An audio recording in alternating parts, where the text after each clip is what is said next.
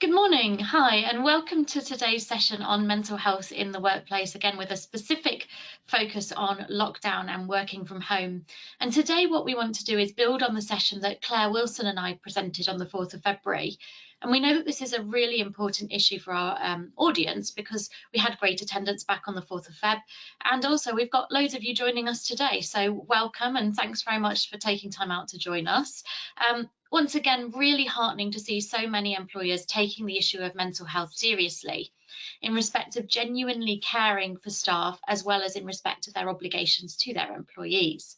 Something that's become really clear in our last session and the questions and feedback we've had from it is that the interplay between the general steps taken in respect of staff well-being and mental health have never been more important. Now, never before has the UK industry had to, almost as one, stop what it's doing and take stock of how its staff operate and, of course, how their well-being is proactively managed and cared for, particularly with the additional challenges of obviously increased sickness absence and, of course, remote working. Now, Wade Macdonald undertook a survey of nearly 150 businesses recently and thought about the changes to the workforce during lockdown and perhaps what a post-lockdown reality might require and what staff wellbeing arrangements are going to be put in place in respect of that. And we're really pleased to welcome the Managing Director of Wade Macdonald, Chris Goulding, who's here this morning with us, and also I'm joined by Legal Director from Doyle Clayton, Alison, Garrow. Our session today is going to last around 45 minutes, but it may overrun because we've got lots to speak about. Our aim is to learn more about the outcome of Wade Macdonald's survey and the staff wellbeing measures that many are putting in place, to think a little bit about employers' legal obligations in respect of staff wellbeing and mental health, to think about how we can spot and take action in respect of mental health concerns and related issues, such as domestic abuse, even when working in a remote setting, and to look to the future and the changes in the workforce we might see as a result of returning from lockdown and, of course, the changing attitude towards staff wellbeing. So to those who've submitted questions in advance, thank you very much. We've sought to build them into our session where we can. There were quite a lot of questions about performance management and vaccinations. Performance management and mental health really do interplay between one another, and we think there's enough there for a whole extra session on that topic alone. So we're saving those for another session. And do take a look at our website because there's a recorded Q&A on the thorny issue of vaccination there as well. So have a look there. Now, there is, as I said, lots to cover. So if we do run over, do be assured that if you log off, you will be sent a recording of this webinar. It's going to be sent to all of our attendees and be available on our website. We'll also ask you for feedback. So if you have a chance to fill in a feedback request form, please do. We're always interested to hear how we've done and also what you'd like to hear from us in the future. So to kick off, I'm going to introduce Chris and ask him to tell us what he thinks the biggest learnings of Wade Macdonald's survey have been. Thank you very much, Rose. Morning, everyone, and thanks for taking the time to attend. Just very quickly, so we're a recruitment agency. It's finance, HR, and data science. As you may be able to imagine, over the last year, we haven't had quite as many jobs to work on. So we've been trying to add some value to the local business community and have done a series of reports. The staff welfare report Rose was just referring to is actually a follow-up from a first survey and report we wrote in May 2020, where we were looking at how local business had supported its staff welfare in the face of being sent home for the first time. Probably didn't realise that would keep happening or that people wouldn't have gone back to work, but we were very keen to try and follow up to see what progression's been made since that very first report. Can also just apologise, all I can see on my screen is my shiny forehead. I hope that's not too off-putting. It is for me, and probably the saddest thing about lockdown is keep seeing my face and shiny forehead on Zoom calls. Anyway, very quickly, the report is based on 150 business leaders. The positives in it are that 65% or 2/3 of employees have actually continued to support their employees, or their employees felt that they were in a very good way. Our report will focus on the welfare tools that are used. We'll look into the furlough scheme and how people were supported during that, the implementation of mental health support, And also, as Rose has suggested, we're going to look at what we think post-pandemic will be. I'm going to try and squeeze all this into 5 minutes so everyone else has got a chance. So the report is actually out on our website, so you can go and have a look at it or contact me after if you want to know a bit more. So first of all, welfare tools. In May 2020, there was a strong feeling that people had put some good tools in place very quickly. And it was seen as a very positive thing from employees. There is good news that progress has been continued to be made. And actually the use of EAPs, online self-service platforms, private doctors and coaching in particular have all grown by at least 5% since May 2020. But people have started to be a little bit more inventive as well. So we've seen advances in parental support, people taking or copying Joe Wicks and going for the online fitness classes for their staff and virtual social events. So there's been an awful lot of support in the background and different things in terms of welfare. Obviously a year ago, this time or in about 2 weeks time, the major story was probably furlough. And at the time that we did the first report, there were people reporting that they'd been supported quite well by their organisation outside of just being paid. I'm pleased to say, again, that's continued. So 63% of those that took part in the survey had utilised the furlough scheme at some point during the pandemic. And the majority, in fact 88%, felt like there'd been consistent communication throughout, which obviously will be imperative to people's mental health during the pandemic. Simple things, telephone calls with management, 2/3 of people were getting those, team video calls, about half the people. Company newsletters were getting sent round to explain what was going on for those that wouldn't be involved daily. People were utilising online training, just over 1/3 of people, which obviously you could do under the furlough scheme, and an awful lot of virtual social events, so your pub quizzes that I'm sure we were all enjoying very much for the first 2 months of lockdown, and then started getting slightly tedious from where I was anyway. But all of those things have continued and have obviously made people feel that they've been supported well by their employers. We've then looked a bit deeper into mental health this time round, and actually the respondents said that there was a 5.5 out of 10 issue with mental health within the employees within their organisations, which I think is actually quite a big number when we think about it. The positive is it's definitely been put up there as one of the most important things on people's HR agendas. 42% so far have appointed mental health first aiders or mental health champions in response to the problems within their organisation. I guess my question would be, although that's a high number, is it going fast enough? Personally, I think over the next few months we'll see that accelerate even further, and as people start returning to an office on a full-time or hybrid basis, I think you'll find that more and more first aid, mental health first aiders will get trained and it'll get rolled out a lot more, because it's definitely a big thing at the moment. A different survey that we'd done earlier was actually seeing what employees wanted in terms of post-pandemic and their working arrangements. And during that, we found out that only 11% of people actually wanted to go back to an office full time. 20-odd% didn't want to go back at all, and the rest were after a hybrid way of working. So far, 50% of businesses have decided what they're looking like as they go back, and the vast majority are going for a hybrid model, so 93%. 22% of people expect their staff in the office more than they are at home, with 24% going 50-50. 15% saying you can work more at home than the office, and actually nearly 1/3 of people are saying it's up to the employee to decide where they work and when.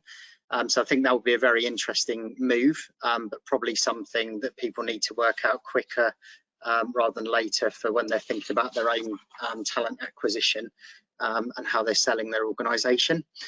So lots of positives, but we also, I think, have seen that progress did slow a little bit as the pandemic's gone on. So back in May, 59% had actually proactively implemented a plan for staff welfare, which I thought was a really good start, with 35% supporting reactively. However, by February, the amount with a proactive strategy is only 62%, and actually the reactive has dropped off. So there's now 10% of businesses that took part in our survey that have nothing in place from a staff welfare perspective. And I think, again, in order to be look after people, but also be competitive when they're recruiting, etc., they probably need to start looking at that. Another slight disappointment, 68% of people have said that they've got long-term strategies in place. However, if we look back at May 2020, it was actually 76%, so that's dropping off. I think that we need to remember it is still a very real issue and make sure that we're there to look after the staff welfare going forward. A new issue which has come up is presenteeism, if I can pronounce that properly. 73% of people actually said they're working longer hours at home than they were in an office, and there were various different reasons for that. Some people simply are just logging on when they would have started commuting, and those people probably don't have a massive issue because actually they still think they've got a win-win. However, there were a number of people that were actually saying they were working longer hours because they felt they had to show their bosses or their organisation that they were present at all times. And I think for the long term, that probably would start to create a bigger issue, and it will have a massive impact on mental health. Again, I think if people are at home feeling that their home is their work and there's lack of separation, only a quarter of businesses have started to put some strategies in place to combat presenteeism. Things you might want to bear in mind if you're looking at yourself. So there's been manager training put in place to try and help them manage their staff more effectively, but probably manage their own time. Some businesses are starting to judge more on productivity than hours, which I think would be a really positive move. Some organisations have banned meetings on Fridays to try and make sure that their staff aren't there for too much time. Some have banned working after 6 p.m, and in theory their C-suite are supposed to be leading from the front on that, but I'm not sure how well that really works. But then mental health videos, home welfare programs, again, the fitness things, all of those are being rolled out, which will hopefully help with that issue. Another one which I think will become very real is that despite the number of people that are working from home, so far there's only 37% of organisations that are financially supporting people with their home working in terms of equipment, in terms of desk spaces, chairs, etc. That probably was acceptable at the beginning, but you can debate whether it is now, a year in, that people haven't started thinking about that a bit more, especially if they are going hybrid at the end. And I think another issue which some people highlighted that's come out of that is they feel like it's creating a socioeconomic divide between some of their teams, because it's very obvious who can afford to be financially self-sufficient with this stuff and who can't. And that's probably not a positive thing to be highlighted within teams. So I think, again, something that probably needs to be accelerated. And also when you're thinking about your own talent attraction and talent management, these things will be things people are considering about when moving jobs. So overall, I think we can say that there's been a lot of positive staff welfare. Another great thing that's come out in conclusion is that only 3% are unable to see light at the end of the tunnel. And the majority of people, despite the fact that it's been a hellish year, can actually see that some real positives will have come out of the pandemic from a work perspective. I think that the hybrid working is seen as a massive positive. The advances and adaptation of technology is seen again as a massive move forward and a real positive. So some great things there, but in conclusion, again, I think we need to start accelerating, which feeds in nicely to the next bit, how we're looking after mental health issues. Make sure that as we move forward over the next few months that we can see some real progress in those areas. But as I say, the report is there. Go onto our website, you can download it or message me afterwards and we'll make sure a copy gets to you. Thank you very much. I'll pass you over.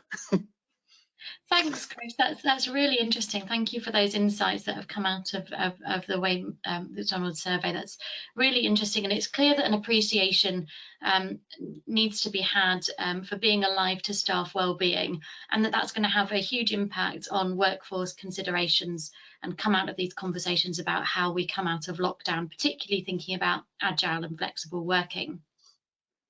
And we know that those sort of elements of working and that flexibility can be helpful in managing staff well-being and also mental health concerns, and also potentially resolving mental health concerns at a low level to avoid them potentially being escalated.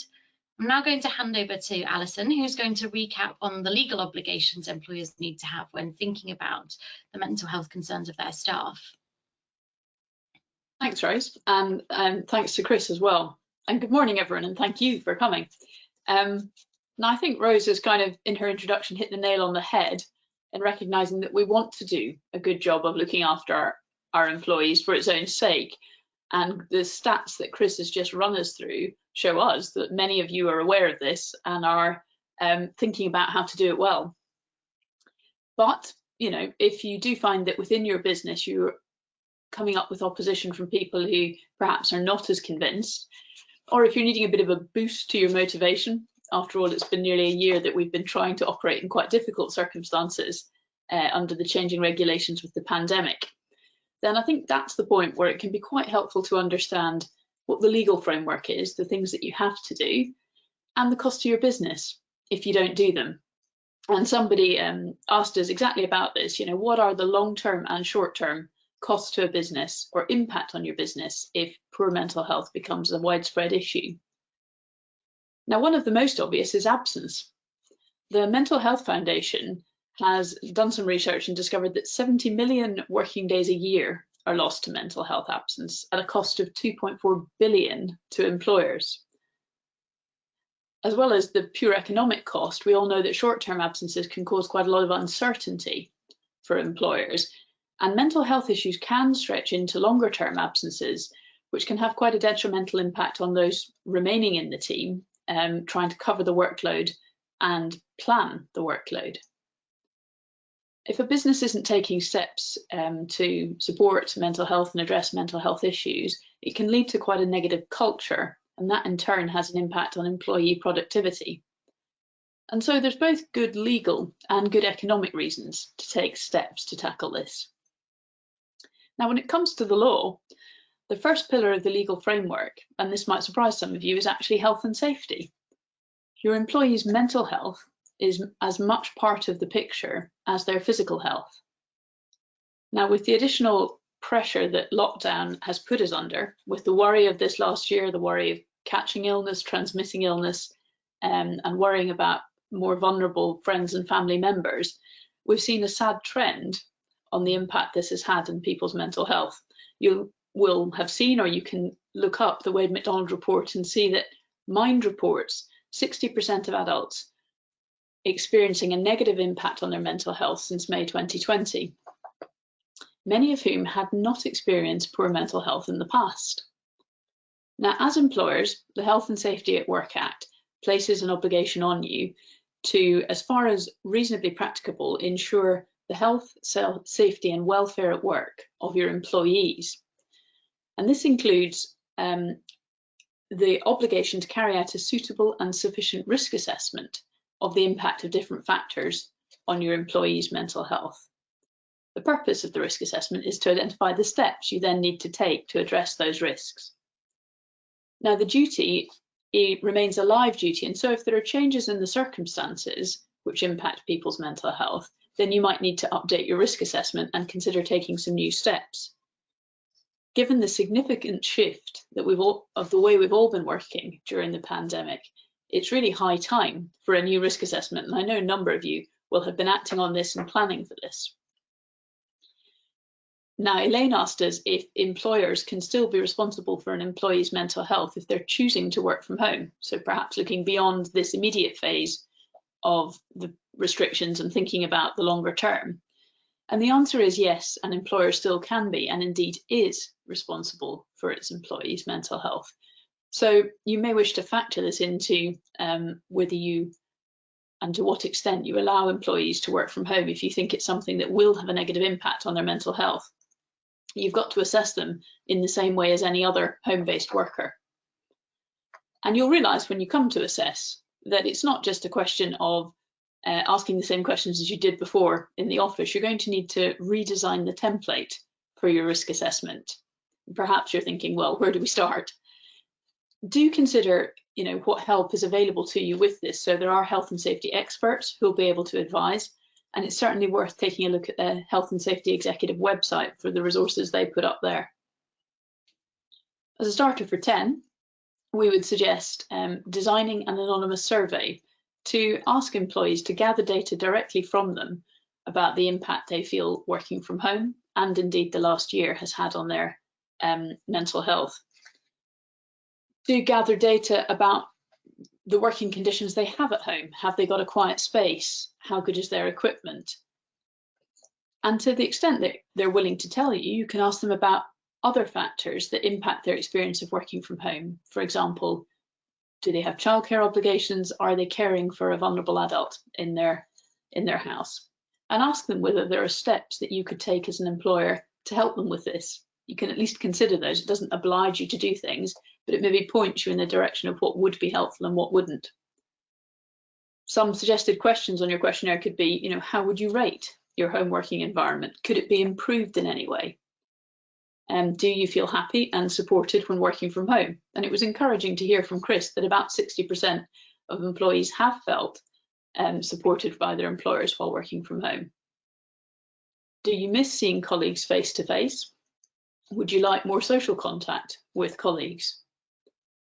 Now, some factors you might well be able to guess at and should factor into your assessment of things is we know many parents breathed a huge sigh of relief when schools went back at the beginning of the month. But parents may still have additional childcare responsibilities at the moment. There may be fewer after school activities, and there's always the possibility of being sent home to quarantine if someone in the class develops COVID. So there may still be childcare obligations on people that are impacting their time. Sadly, you also have to consider the fact a number of your employees may have suffered bereavement in the last year, and just providing some compassionate interest through their managers and allowing them time to recover is important. You can point them in the direction of any employee assistance program or counselling that you provide access to that you think might be helpful. And Cassie has asked a very good question about the impact of long COVID on employees' mental health. And this is something that I think we're just learning about as it emerges. And you've probably read a few articles in the press, as I have, but I think it's again important to go to employees and ask questions about their experience of recovery from COVID, whether they're still struggling with symptoms and whether they've noticed that impact in their mental health. And if so, how can you help support them with this? In a sense, we're on a learning exercise together here, but showing an interest, showing you're alive to it is important. In addition to the data you'll get directly from employees, it's worth looking at other employee data and just considering the picture that gives you. So, for example, have absence rates gone up? Even something like, are people taking their holiday? There's been a bit of a trend to think, oh, well, I can't have a proper holiday, so I'll save it and I'll use it when I can. But of course, our holiday is given to us to enable us to rest and recover from work. And if you find that employees are not using their holiday, it might be a good idea to encourage them to do so, to ask managers to have conversations with people who are not taking any holiday. Even if now isn't the time for a 2-week block, a long weekend might actually do someone the power of good. So there'll be a balance because of how they can spend it and if they're worried about getting isolated in a period of holiday. But at the same time, it probably is quite healthy to be encouraging people to take holiday at the moment. Another area to be alive to is any high-risk individuals in your business. And I don't mean vulnerable for COVID, I actually mean vulnerable to mental health conditions. So the data you have about someone and whether they have a pre-existing vulnerability to mental health problems is relevant, and you need to factor it into your assessment. You shouldn't ignore any data you've been given as part of a recruitment process or from their previous sickness records. And do consider the information given to you by your staff themselves and by their colleagues who might point to something they consider is an issue. That factors into your risk assessment. And at one end of the spectrum, if you willfully ignored this kind of information, it could even lead to something like a whistleblowing claim. Another area I want to touch on that has an impact on the legal framework is toxic relationships. Now, as an employer, you have a duty of care to your employees, and there's an implied duty of trust and confidence between an employer and employee.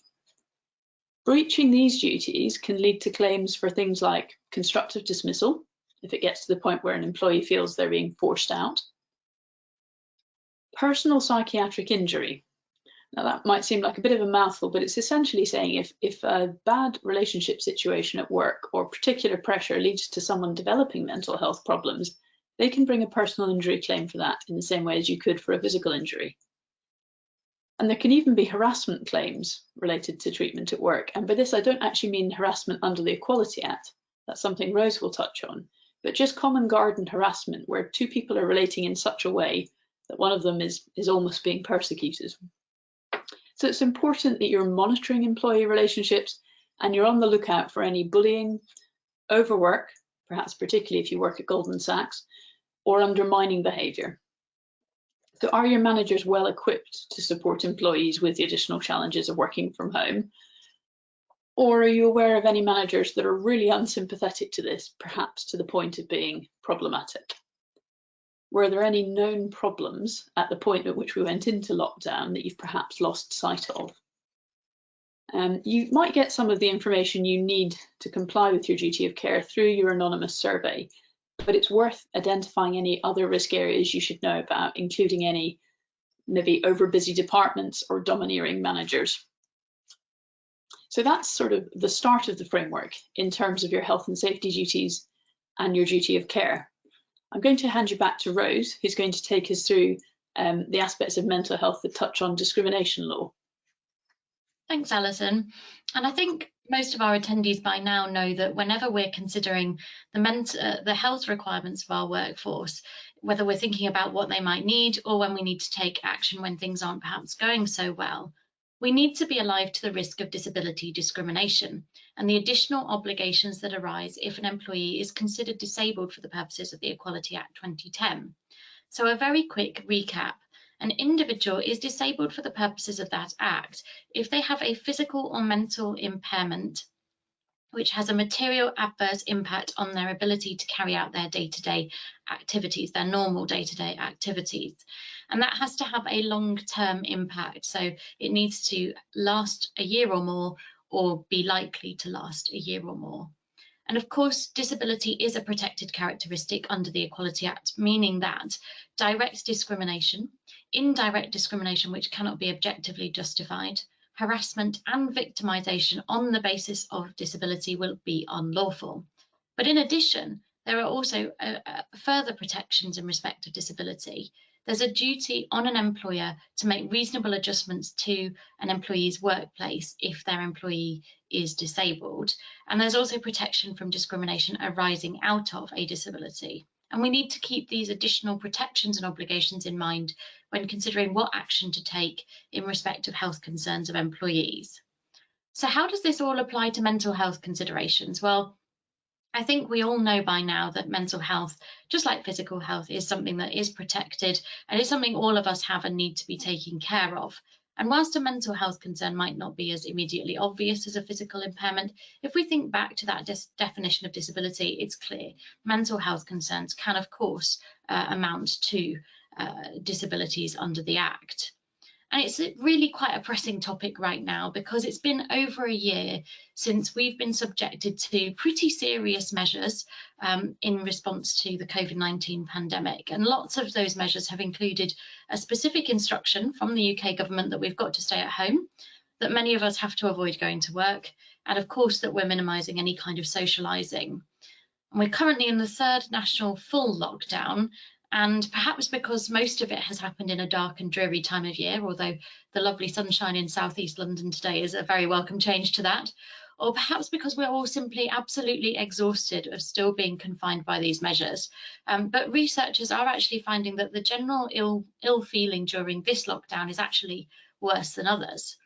Lots of us took really positive steps in the first lockdown to counter loneliness and frustration, and obviously the mental health implications that we could all see as arising from being stuck at home for so long and under so many pressures. So we saw lots of virtual social events, as Chris mentioned earlier. We saw lots of people taking up new hobbies and an absolute plethora of banana breads across the country, arts and crafts, volunteering, and of course Joe Wicks had us all doing regular exercise too. But actually UCL and the Nuffield Health Foundation conducted some research of 70,000 people over a period of 40 weeks and found that actually the kind of positive activities, the exercise, the volunteering, the hobbies and crafts seem to have gone down a lot in the last lockdown, and things that perhaps aren't as beneficial to mental health, so playing computer games and watching TV, have perhaps increased a little bit more. And this reduction seems to be borne out by the results of Wade Macdonald's survey, that perhaps back in May 2020, when they found that 94% of employers had some kind of either proactive or reactive plan to supporting employees. Now, a little bit less, it's only 90% of people have a plan in place. And so perhaps that shows a sort of drop in drive to do the kind of proactive things that people were looking out for very carefully this time last year. Now, throughout obviously this whole period, people have really suffered because they haven't been able to go outside. They haven't been able to see a variety of settings. They haven't seen their family, their friends. There's huge financial burdens on people. There's childcare and caring obligations, and of course intensified concerns when living alone as well. We've also got people who are suffering from the virus itself, from COVID and long COVID, and of course tragic losses of the impact of the virus on people's lives. Now, obviously, the Prime Minister has provided his roadmap for our exit from lockdown, with the hope that all of the measures in place will be relaxed by the 21st of June. And whilst that is potentially really positive news, the changes might actually be quite unsettling for many. It might be because they're not vaccinated yet and they're feeling like they're going to be put back out into the world and still be at risk. Or it might be because it's just simply a time of flux, which can be really, really unsettling in and of its own right. So it's definitely not the time to drop staff welfare monitoring and the concerns that you might have at the same rate that the restrictions are eased. I don't think we're all going to find that as of the 21st of June, the impact and effects of the COVID lockdown are simply going to drop away because the restrictions do. Assuming that we do progress to an easing of restrictions on the 21st of June. And unfortunately, the concerning finding in Wade Macdonald's survey was that 7% of employers plan not to provide any welfare support once the pandemic measures are relaxed. And I think that's just something to attach a little bit of caution to, and perhaps think is maybe a bit short-sighted, simply because I think going back to normal is going to be a much slower process, and the long-term impact of what people have been through in this last year is not going to go away instantly. And there's going to be some real time that needs to be taken to get things back to any kind of normality. And so I still think that real focus on wellbeing and mental health needs to stay in place.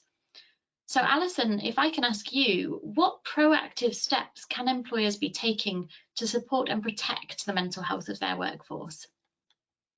Yeah, thanks, Rose. It's the sort of natural next step for us to consider. What can you do in relation to your awareness of the size of the problem?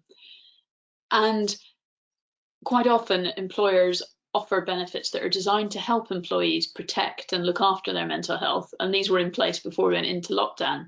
Now, there might also be bespoke things you can do, and we're going to think a little bit about both in this section. But the range of your benefits designed to promote mental health might need a bit of reconsideration and rethinking now that so many people are working from home.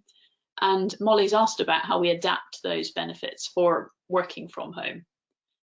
Some benefits may be equally helpful in and out of lockdown, and some might require a bit of creative rethinking. I also mentioned bespoke steps that an employer can take, and this is, likely to be appropriate where you're aware of somebody's particular circumstances. And it might be that you can have get their manager to have a conversation with them and think about the causes of the strain on their mental health. So, for example, if a manager is aware that the reason an employee is struggling is due to the strain of caring responsibilities on them, could they have a conversation about using flexible furlough to help that employee, or to agree a period of special leave just to ease the burden of that a little in the short term? When you're thinking about the more formal benefits, it's a good time to remind your employees about the Employee Assistance Programme and the availability of private health insurance if you have it. And it was good to hear from Chris about the growth in these offerings by employers. Your Employee Assistance Programme might be a useful support to employees who are struggling with their mental health. And when you remind your employees of them, it's good to emphasise that it's offered by a third-party provider and it is totally confidential. Employees can be nervous that by speaking up and saying they need some help, they may be perhaps perceived as admitting weakness. And while you want to tackle that on a cultural level, in the short term, it's good to give people reassurance that actually it's anonymous, it's confidential, and it will be treated as such, so that they are quicker and readier to take up the help offered. Private health insurance can be very useful at this time because it allows quicker access very often to treatment for mental health problems. And unfortunately, in the mental health arena, this is especially true because there can be very long lists for support via the NHS. You might also have non-medical benefits which help with people protecting and promoting their mental health. And a classic one of these pre-lockdown was gym membership.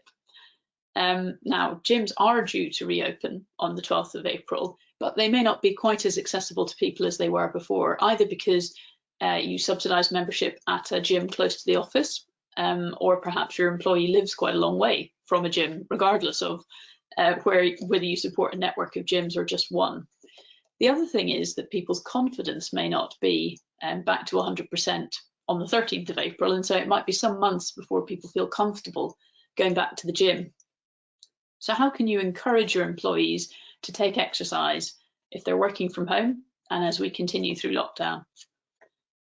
Well, have a think and think of their virtual challenges that perhaps a team could sign up to and encourage each other in participating in. Or can you point people in the direction of online exercise classes? If Joe Wicks isn't your cup of tea, I can tell you that I've been thoroughly enjoying crashing around my living room to an online Zumba class at least once a week for the last year. And on the small scale, are you proactively suggesting that people can take a break during the day in order to take some exercise? Could you encourage your managers not to schedule meetings at lunchtime so that people can get out for a walk? You might have benefits that you offered pre-lockdown that you could convert quite easily to a benefit that can equally be accessed working from home. For example, you might offer in-person yoga, but could you convert that to offering an online yoga class? Or if your canteen had a drive on healthy food, is there a resource that you can give employees access to with good dietary information? Even something as simple as suggesting the team do a recipe swap. It might just give all of us some new ideas of what to have for dinner tonight. And quite a major issue to consider is socializing with work colleagues. Katia has asked us about employees who maybe live alone and rely quite heavily on their work colleagues for social contact. Now, not everyone will have the same view on whether they want to socialise more with their work colleagues at the moment, and their answer may well be dictated just on other pressures on them at home. And I think it's quite important we're not judgmental in this area of people's participation in this. But the results of your risk assessment survey might flag to you that people would be keen for more social time with colleagues to replace not seeing them in the office. So here's some ideas in that vein. It could be as simple as, can you encourage employees to know that a 15-minute coffee break with a colleague, either just on the phone or on Zoom, is acceptable? That's something you would encourage. Are your managers scheduling check-in calls with your employees? We saw that this had quite good take-up with people on furlough, but even with people who are still in the office, is there a regular slot when people know they can check in with their manager and talk about how they're doing? And I would say in that area, do be encouraged that just having a regular diary appointment, even if it's not kept every week, it gives employees permission to raise and to talk about these sort of things with their manager. Have managers considered holding team meetings by video so that people can see each other? Now, we do know there is some Zoom fatigue, but we think there is real benefit in video calls, particularly with colleagues. These are people who already have a relationship with each other, and it's good to just keep the connection alive. And it may help you as well in spotting warning signs, which is something Rose will talk to us about in a moment. And you may have pub quiz fatigue, but is there another type of social evening you could organise? For example, a friend of mine was doing a cocktail making session with their colleagues recently, or even perhaps an online escape room, and just see if, people who are interested sign up. We're part of a member organisation called the Employment Lawyers Association, and it scheduled some coffee mornings for its members by Zoom, which I think is a great idea because they're just drop-in events you can make use of if you want to. I do think the key in this area is not to make anything of this nature compulsory so that it doesn't become an additional burden, but give options to employees for using the diary to put some of these things in place. This kind of socialising may be even more important in lockdown when we're quite restricted about who we can see outside of our home, but it probably still has a place as you move into a model where more people are working from home. There's often been the question raised with us in the past of how do you keep home-based employees linked in with their colleagues, and you should perhaps use some of the lessons you've learned in lockdown about how to do this and keep people connected with their colleagues. And that leads us on to adapting for the longer term. And Wade Macdonald's report from September 2020 shows that about 69%, so very nearly 70% of employees are interested in some type of hybrid working with a blend of being office-based and home-based in the future. And so it's a good time to review the steps you have in place to support mental health and consider how your policies and benefits might change to adapt to this new environment. If you don't have one, why not consider putting in place a mental health plan and policy? And this is something that will outline the approach you want to take and break it down into the steps that you're going to take in order to achieve that. It will include how you raise awareness, what activities you participate in, what training you're going to run, and what support you offer to people. You might choose to engage in initiatives such as Mental Health Awareness Day, Mental Health Awareness Week, and World Mental Health Day. And if you can get some of your senior employees to buy into these things and talk about them, then that really raises the acceptability of talking about mental health and how to take care of your mental health. Consider having mental health champions. And again, it's encouraging to see in the Wade Macdonald report that a number of employers are doing precisely this. And if you wonder what a mental health champion does, they can raise mental health awareness through organising webinars or talks on the topic. They can seek thoughts from staff on how to improve mental health in the organisation, and they're also able to speak to staff directly and provide support. Now, when we ran this session a few weeks ago, we were asked an important question on how you keep your employees motivated when they're working remotely. And some of this, of course, is linked to mental health, but it's also a question of don't forget to do the basics. So some things to consider would be, do continue to praise good work. This might feel a little bit less natural remotely, but it's still good to make the effort to name successes, whether in team meetings. It might be appropriate to publish on your company's LinkedIn profile or website. Do continue with all your normal opportunities for training, including promotion paths. You know, don't put people's careers on deep ice just because we're based from home at the moment. And sometimes small tokens can help as well, just to show employees they're appreciated. Chocolate at Easter is always welcome. I know a number of employers made an effort to give some small gift at Christmas, and these things just make people feel seen and appreciated. So I'm going to hand back to Rose, who's going to talk us through how to spot a mental health issue. Thank you, Alison. And I would definitely reiterate that sending people chocolate seems like a fantastic idea on all fronts. But in terms of spotting mental health concerns, I think the starting point is being alive to and aware of the mental health of your team. And I think that's something that managers really ought to be trained to be cognizant of, really as part of their role in managing direct reports. And you might also want to consider, as Alison has mentioned, having mental health champions or mental health first aiders who can support managers and can also check in with team members if required. It's something certainly to think about whenever anyone takes on a managerial role or perhaps is promoted to management as part of their training as that management skill. Now, historically, a huge barrier that we've found to looking after mental health has always been the stigma attached to talking about these kind of concerns. And I think it's absolutely crucial that there's going to be a top-down approach which demonstrates a real willingness and openness to discuss mental health issues and a real culture which cares for your employees' mental health. And that's going to be absolutely key component in making sure that these issues are talked about. We then have to think about balancing how we check in on staff in a way that's both comfortable, but not intrusive or insensitive. And it's a bit of a difficult line to tread, and much easier, of course, when managers are seeing their teams regularly. Now, there are some indicators that historically we've always been able to use as indicators as how our team are doing. And the first one is, of course, that your team members might tell you they're suffering. They might tell you they're suffering from a mental health issue, in which case you should be taking that seriously.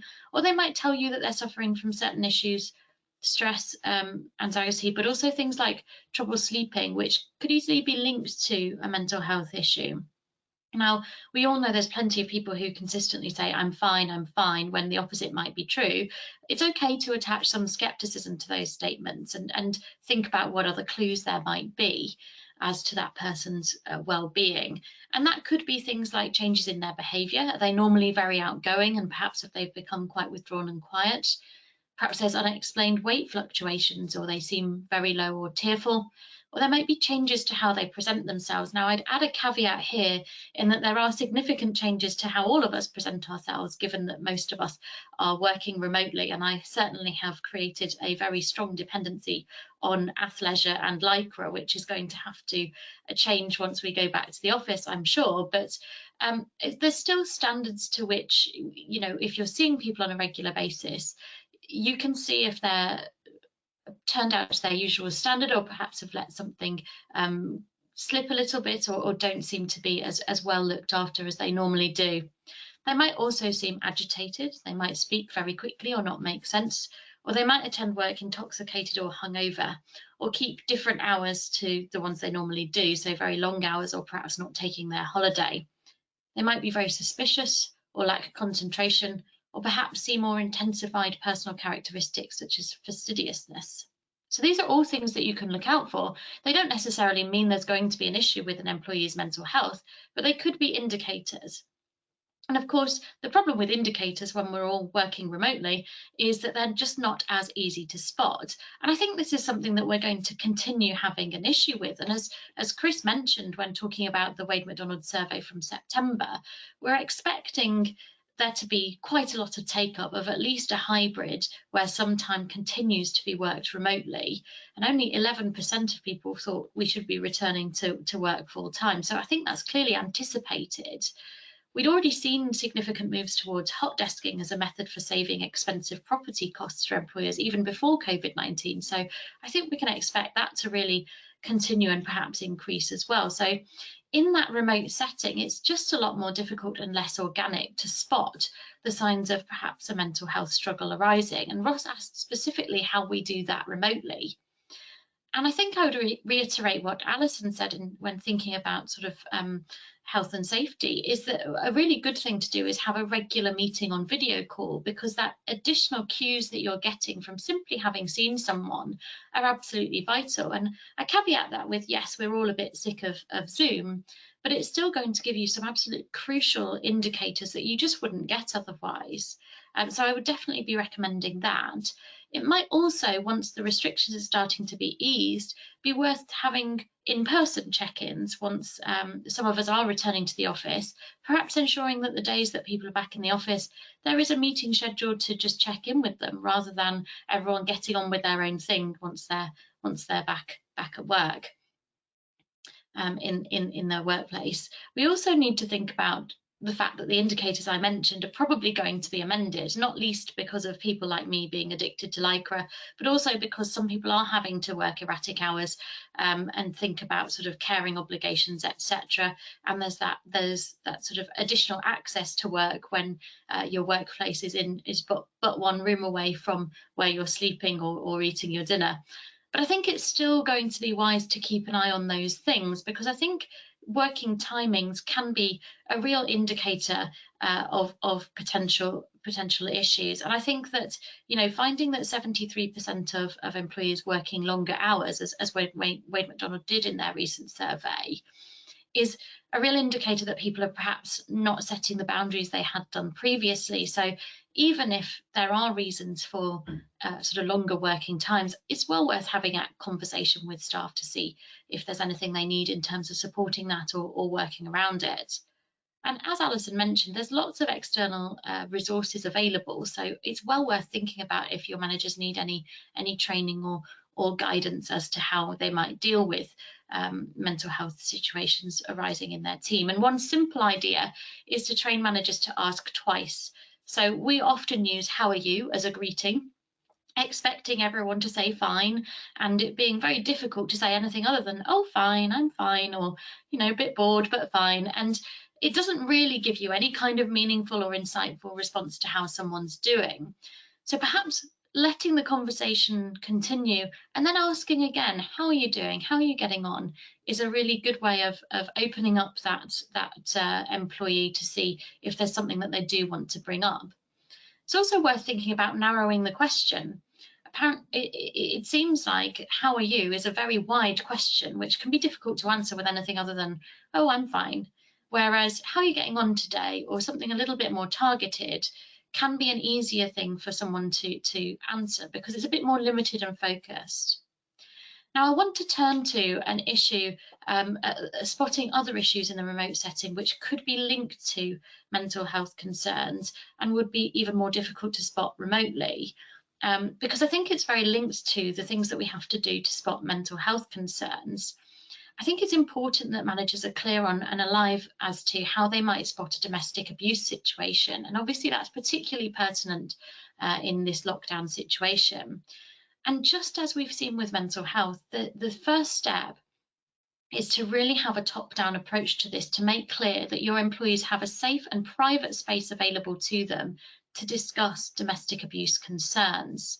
So the starting point for this is going to be clear, publicised, supportive policies to assure employees that they can flag their concerns in respect of any domestic abuse situation.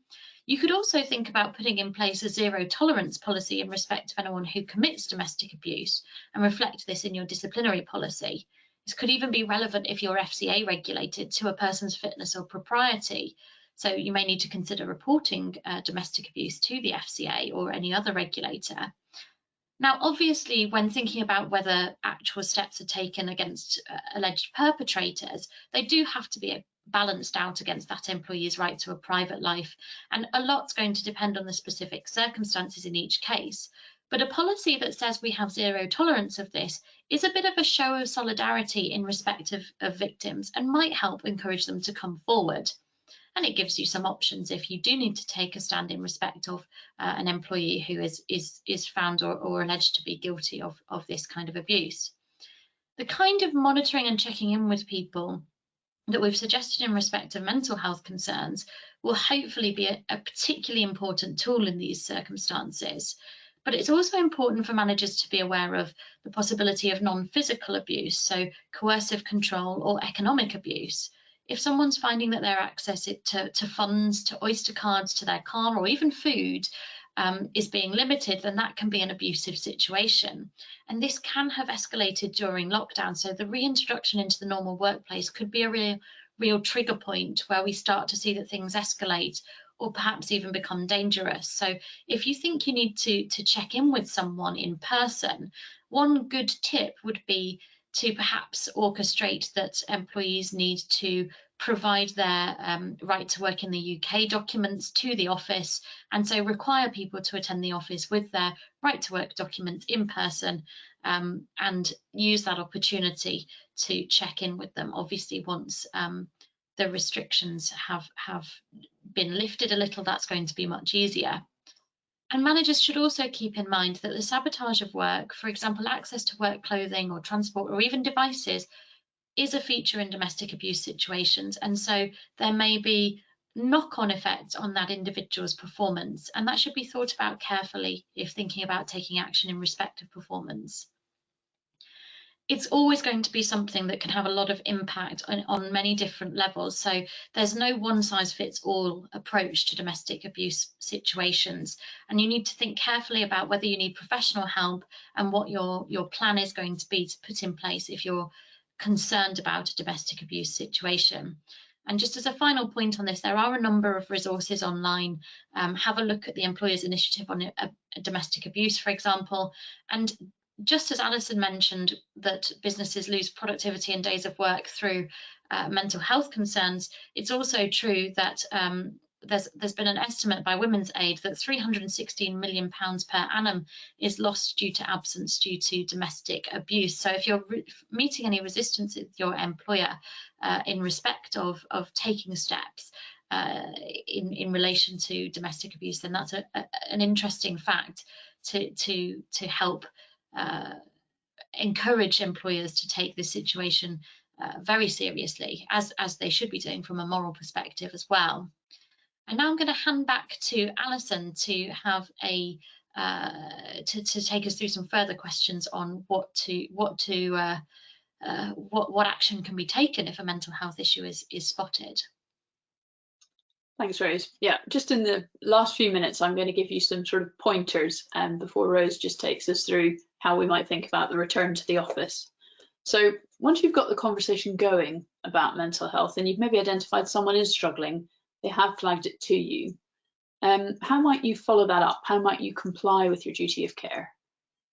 And I think, asking an employee what they think might help them, and if there's changes to the way they're working at the moment that might help, and you can say you will take those away to consider. So don't feel that by just asking the question, you're committing yourself to all, you don't know what you might get back from an answer, and you might be frightened you're not be able to do it, but do ask the question. Don't overpromise, just say you'll take them away to consider. Not every adjustment someone asks for will be possible or reasonable, and you're unlikely to know at this stage whether you might have a formal disability to deal with, in which case you have a duty to make reasonable adjustments. But there might be some easy changes that can be accommodated, such as reassuring the employee they can take some breaks during the day to take walks, and encouraging them to discuss with their manager how they structure their working day. It's a good idea to ask if their home working setup is comfortable. If somebody's in physical discomfort from their setup at home, that's bound to have an impact on their mental health as it goes on. And these kind of steps needn't be expensive. They needn't necessarily be for the employer to bear, but something as simple as a laptop stand, and a separate keyboard can actually help someone's posture quite a lot. So do kind of look into that, because people's physical comfort makes a difference to their mental health. We've mentioned it before, but encouraging them to plan some holiday. Now, they might want to take some sick leave and they should be allowed to do that. But if they feel they're not quite in that territory yet, do encourage them to plan some holiday, some time off doing something different. Now, Irene asked about how soon an employer can have serious conversations with an employee about their mental health. And I'd say either after one quite long period of absence for mental health, or even 2 or 3 short-term instances.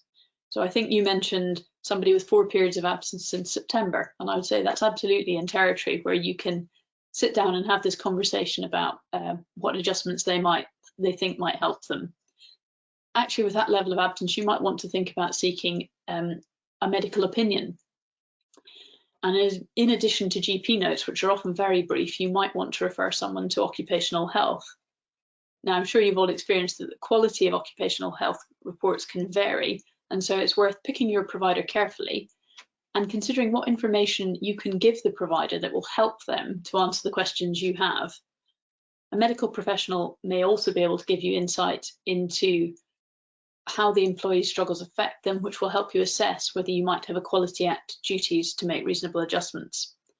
You can ask them what would be helpful for an employee, which might include temporary changes to duties, such as shift patterns or reducing caseloads. And you could look at increased supervision or support by a manager, or access to a mental health support group. A final note, don't forget to support your managers themselves, your mental first aiders, and your HR team. Your managers are not paid to be medical professionals, and they will likely feel a degree of anxiety about how to act in the situation. It is good to involve the manager in the process of liaising with the employee, and they're likely to have work-related involvement with the employee. But the manager should be backed up by HR and given the opportunity to discuss the situation sort of separately from just the support to be offered to the employee. If helping an employee has become difficult, you should consider putting in place a small team, maybe linking your HR, your legal, any conversations you're having with occupational health, and just giving people the opportunity to have their own processing time of matters. If you've got mental health first aiders, you can consider creating a support group from them so they can talk about the challenges they experience in offering that support to others. So I'll give Rose the last few minutes to talk to us about returning to the office. Thanks, Alison, and we're very close to wrapping up. I do apologise that we've overrun somewhat. We really have tried to cover as many of the questions that were raised in advance, and it's clear there's lots to cover here. I think thinking about what needs to happen next, I would circle back to the point I made earlier, which is that the end of lockdown restrictions will not mean the end of a particular concern over staff welfare and employee mental health. These changes are going to be really unsettling, and working from home, which is likely to still form part of the working pattern, still holds its challenges. So things like isolation and lack of oversight from managers. So it definitely needs to be something that we keep in mind, as well as the lasting impact of the pandemic. So the bereavements and the health concerns and the mental health concerns that have arisen over the last year. I think we can also anticipate a large degree of anxiety and concern over the return to the workplace. And I would say that a good starting point for alleviating this is always going to be good communication with staff. So making clear what safety steps have been put in place to protect them, and perhaps even think about running a survey to find out what your staff's particular concerns are about returning, and think about what steps can be done to address those particular concerns. It is possible that there may be people who are resistant to returning, and it is possible that that could end up being a disciplinary matter, but I'm sure we all want to avoid escalating matters in that way if possible. I think the Wade Macdonald survey has shown that businesses are really experiencing growth in how they support the welfare of their employees, both in respect of the amount of support provided and also the creativity that goes into it and the variety of ways in which support is being offered. And I think that conversation has to continue around what support is needed both in this time of flux as we start to return to work and going forward when things are a bit different. That really brings us to the end of our session, and it's been really interesting to cover mental health in the kind of wider context of staff wellbeing. Thanks so much to Chris for joining us and sharing the report from Wade Macdonald. We really enjoyed those insights. Again, I would apologise for us running over. We've had a really lengthy session today, and hopefully it's been helpful. As I say, there is a recording being circulated as well as a request for feedback, and we hope to have some interesting sessions in the future that you'll be able to join us on. So thanks very much for joining us and have a great day. Thank you.